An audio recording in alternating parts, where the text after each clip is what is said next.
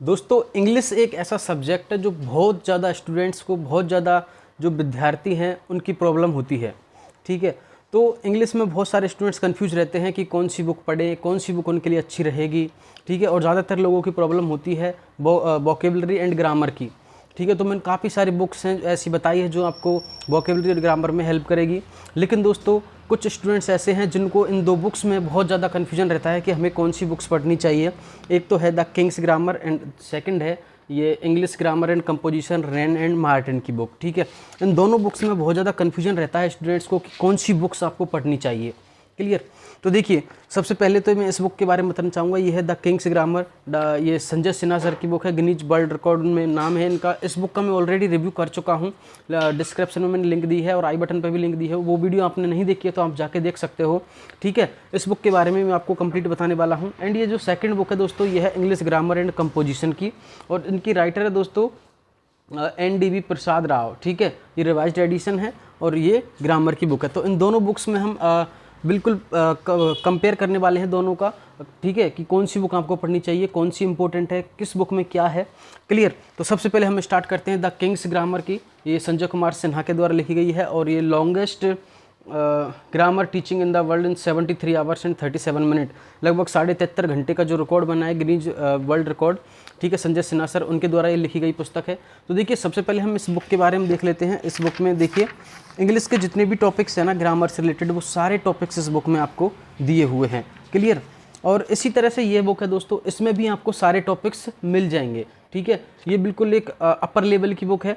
अब देखिए आपको क्या करना है। देखिए, बुक ये भी ग्रामर की है, दो बुक ये भी ग्रामर की है, तो कन्फ्यूजन आपको दूर करना है कि कौन सी बुक आपको पढ़नी है।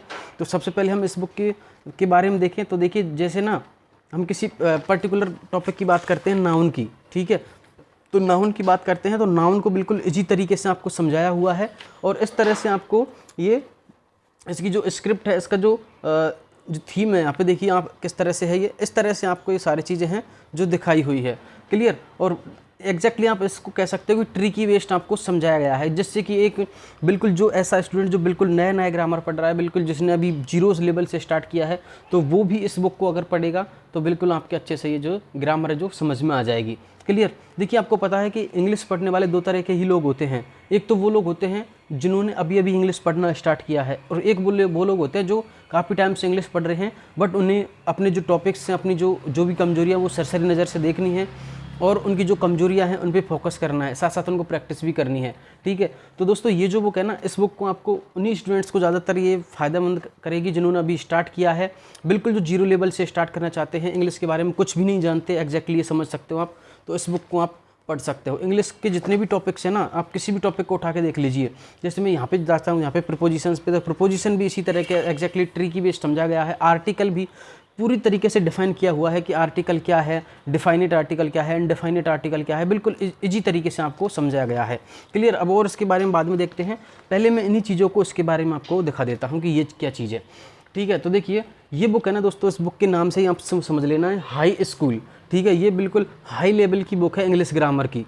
क्लियर? और ये थोड़ा अपर लेवल की है, जो आप समझ सकते हैं कि इसको आप जीरो लेवल से इंटरमीडिएट लेवल तक आप कर सकते हो, और ये थोड़ा बिल्कुल हाई लेवल के आपको लेके जाएगी। अब देखिए, मैं एक एक चीज़ बता देता हूँ। सबसे पहले इसमें दिया हुआ है दोस्तों ये सेंटेंस। ठीक है, सेंटेंस, सब्जेक्ट एंड प्रेडिकेट, इस तरह से टॉपिक सारे दिए हुए हैं। इंग्लिश की कोई एक पर्टिकुलर एक सिंगल टॉपिक भी ऐसा नहीं है जो इस बुक में नहीं है।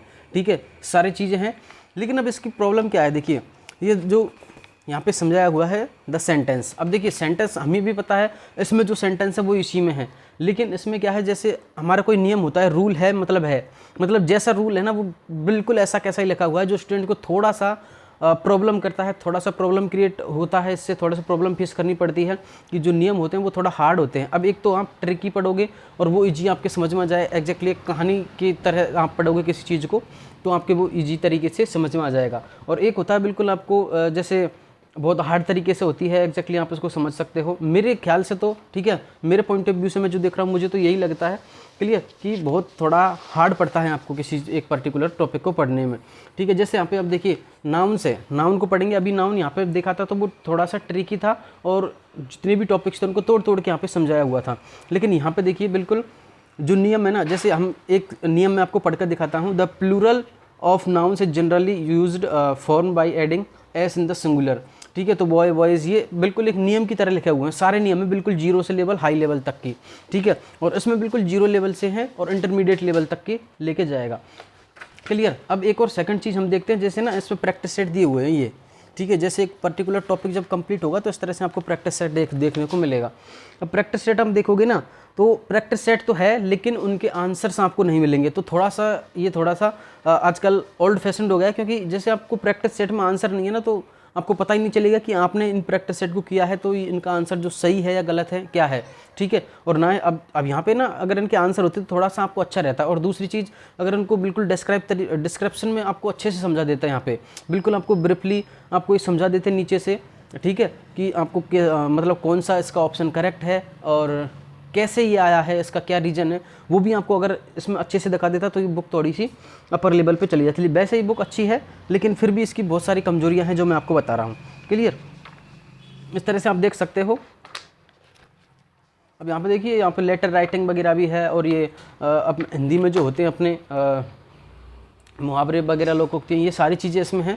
और ईडियम फ्रेजेज को भी डायरेक्टली आपको समझाया गया है इस तरह से, जैसे ब्रेक है तो ब्रेक से रिलेटेड आपको समझाई गई है, लेकिन उनको पर्टिकुलर एक एक नहीं समझाया गया, बिल्कुल डायरेक्टली सेंटेंस में ही उनको निचोड़ दिया। मतलब यहाँ पे थोड़ी सी घास काटने वाला काम यहाँ पे इन्होंने जो कर दिया है। अच्छा, अब यहाँ पे हम देखते हैं द किंग्स ग्रामर को। तो देखिए किंग्स ग्रामर में ना इसके जैसे ही सारे टॉपिक्स हैं, बट इसको एक अच्छे से समझाया गया है, बिल्कुल एक कैटेगरी वाइज और एक एग्जैक्टली हम ट्रिकी बेस्ड जिसको बोल सकते हैं। और इसमें एक्सरसाइज दी हुई है और एक्सरसाइज के सामने उनके डेफिनेशन तो है ही। ठीक है, अब देखिए जैसे ना मैं यहाँ पे टेंस के बारे में बात करता हूँ, तो टेंस को बिल्कुल ब्रोक करके बताया है। Time on tense, simple present. ठीक है, जब भी डी आए तो आप मतलब पास्ट टेंस होता है, जैसे डिड में डी आ रहा है, ठीक है, हेड में डी आ रहा है, ठीक है, और हेड भी ना, तो इनमें जैसे डी आ रहा है तो वो पास्ट टेंस होगा। बिल्कुल आपको रटने की ज़रूरत नहीं पड़ेगी, बस एक ही वर्ड रटना है कि डी मीन्स पास्ट है। ठीक है, एस रट लिया, एस मीन्स प्रेजेंट हो गया, जैसे इज एम आर है, डज है। ठीक है, और आप हैज़ रट सकते हो, ई जो भी प्रेजेंट को डिनोट करता है इस तरह से। और जब भी उसमें बताया गया है कि एल आ जाए आपको लास्ट में तो वो फ्यूचर होता है, एस डी एल से ही आपको पूरे प्रेजेंट वो टेंस है वो याद हो जाते हैं। इसको अगर करोगे तो थोड़ा सा ये इजी रहेगा। अगर आप जीरो लेवल से स्टार्ट कर रहे हो, ठीक है, तो आप इस बुक को परचेज कर सकते हो। द किंग्स ग्रामर है, डिस्क्रिप्शन में दोनों बुक्स की लिंक मिल जाएगी।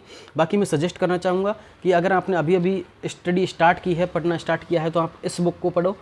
ठीक है, और थोड़ा सा अपर लेवल पे जाना चाहते हो और अपने आप पे थोड़ा सा विश्वास है कि आप उनकी जो प्रैक्टिस है वो कर सकते हो, तो ये भी आपको बेटर रहेगी बुक। ठीक है, परचेज कर लेनी है, बट बहुत हार्ड बुक है ये। क्लियर। तो इस बुक को इस जो कंपेयरिंग वीडियो थी इसको हम यहीं पे कंप्लीट करते हैं। आई होप ये वीडियो आपको पसंद आई होगी। पसंद आई तो इस वीडियो को लाइक एंड शेयर करना है और चैनल को सब्सक्राइब करना है ऐसी ही महत्वपूर्ण वीडियो डेली पाने के लिए। Okay guys, bye.